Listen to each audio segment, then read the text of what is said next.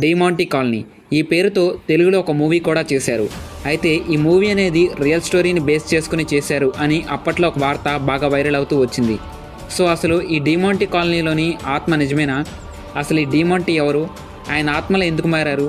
అసలు ఈ డీమాంటీ అనేది రియలా ఫేకా అనేది ఈ వీడియోలో మనం మాట్లాడుకుందాం. అండ్ అలాగే డీమాంటీ యొక్క పూర్తి చరిత్ర ఈ వీడియోలో తెలుసుకుందాం. సో ఇంకా లేట్ చేయకుండా మన వీడియోలోకి వెళ్దాం. డీమాంటీ అసలు పేరు సర్ జాన్ డీమాంటీ. అయితే ఈ సర్ జాన్ డీమాంటీ మన దేశపు వ్యక్తి కాదు. సర్ జాన్ డీమాంటీ పోర్చుగీస్కు చెందిన ఒక వ్యాపారవేత్త. 17వ శతాబ్దంలో డీమాంటీ ఇండియాలోని చెన్నైకి వచ్చి బాగా వ్యాపారం చేసి డబ్బుల్ని సంపాదించారు. ఆ డబ్బుతోనే కొంత ప్లేస్ని కూడా కొన్నారు. సర్ జాన్ డీమాంటీ తన వ్యాపార నిమిత్తం వేరు దేశాలకు వెళ్ళేవారు. అలా జర్మనీ దేశం వెళ్ళినప్పుడు మేరీ బిల్డర్బెక్ అనే మహిళను కలిశారు. అండ్ అప్పుడే ఆమెను వివాహం చేసుకున్నారు. సర్ జాన్ డీమాంటీ గారు మ్యారేజ్ తర్వాత ఆయనకు బాగా కలిసి వచ్చింది. వీరిద్దరికీ కలిసి క్రిస్టోఫర్ అనే మగపిల్లవాడు పుట్టాడు. తన కొడుక్కి భారతదేశపు అలవాట్లు వస్తాయో అని క్రిస్టోఫర్ని పోర్చుగీస్లో ఉన్న వారి నాయనమ్మ ఇంటికి పంపించాడు. అయితే 1816వ సంవత్సరంలో క్రిస్టోఫర్ తన 18వ ఏట చనిపోయాడు. ఇది తెలిసిన క్రిస్టోఫర్ తల్లి మేరీ బిల్డర్బెక్ కూడా చాలా డిప్రెషన్లోకి వెళ్ళింది. ఆ తర్వాత మత్స్యమితం కూడా కోల్పోయింది. ఇక వీరిద్దరి పరిస్థితి చూసిన సర్ జాన్ డీమాంటీ కూడా డిప్రెషన్లోకి వెళ్ళాడు. ఇప్పుడే అసలైన కథ మొదలైంది. యాక్చువల్లీ కొన్ని బుక్స్లో రాసిన స్టోరీని బట్టి కొన్ని థియరీస్ ప్రకారం దీనికి ముఖ్య కారణం సర్ జాన్ డీమాంటీ కట్టించిన our lady of mount Carmel అనే చర్చ్. ఈ చర్చ్ అనేది చెన్నైలోని కోలం అనే ప్రాంతంలో నిర్మించారు. అయితే ఇలా కట్టించారు, అలా చేశారు అని ఎవరు ప్రత్యక్షంగా చూడలేదు. జస్ట్ కేవలం బుక్స్లో రాసిన ఇన్ఫర్మేషన్ ద్వారా తెలుసుకున్నారు.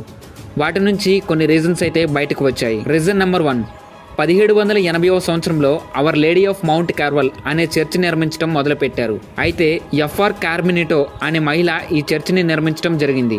బట్ ఆమె కొన్ని కారణాల చేత మధ్యలోనే ఆపేసింది. ఇక ఇదే టైంలో మంచి ఫామ్లో ఉన్న సర్ జాన్ డీమాంటీ చర్చిని కంప్లీట్ చేసి మంచి పేరు కోసం సగంలో ఆగిపోయిన ఆ చర్చిని పునః ప్రారంభించారు. అండ్ దెన్ అందరి యొక్క మనల్ని పొందారు. అయితే ఇప్పుడు రీజన్ నెంబర్ 2 చూద్దాం. రీజన్ నెంబర్ 2 ఏంటంటే సర్ జాన్ డీమాంటీ కల్లోకి our lady of mount Carmel అనే మేరీ మాత వచ్చి నువ్వు ఆ చర్చిని కంప్లీట్ చేస్తే నీ భార్య మత్స్యమితం నుంచి బయటపడుతుందని, అందుకోసమే నిర్మించడని కొన్ని థియరీస్ అయితే చెప్తూ ఉన్నాయి.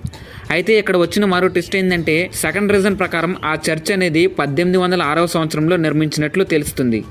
బట్ క్రిస్టోఫర్ చనిపోయింది మాత్రం 1816వ సంవత్సరం. ఆ తర్వాతే ఆమె యొక్క భార్య మత్స్యమితం కోల్పోయింది. అయితే డీమాంటీ తన భార్య ఆరోగ్యం కోసం చర్చిని నిర్మించారు అనేది నిజం కాదు అని కొందరు చెప్తూ ఉన్నారు. ఇక సర్ జాన్ డీమాంటీ 1821లో చనిపోయారు. అసలు డీమాంటీ కాలనీ అనే పేరు ఎలా వచ్చింది, ఈ ప్లేస్ ఇప్పుడు ఎలా ఉందో చూద్దాం. సర్ జాన్ డీమాంటీ చనిపోతూ తన ఆస్తులను డొనేట్ చేశారు. చెన్నైలోని కౌలంబ్, మైలాపూర్లో ఉన్న ఆస్తులను చర్చికు డొనేట్ చేశారు. అయితే వీటికి కొన్ని రెస్ట్రిక్షన్స్ కూడా పెట్టారు. అలా సర్ జాన్ డీమాంటీ ఇచ్చిన ప్లేసెస్లో చర్చ్ వంటి నిర్మించారు. ఇలా చర్చిలు కట్టగా కొద్దిగా మిగిలిన ప్లేస్ని డీమాంటీ కాలనీ అని పేరు పెట్టారు. ఆ తర్వాత ఈ ఖాళీ ప్లేస్లో ఇళ్లను నిర్మించారు. అలా జీవనం కొనసాగిస్తూ డీమాంటీ కాలనీ అని పిలుస్తూ వచ్చారు.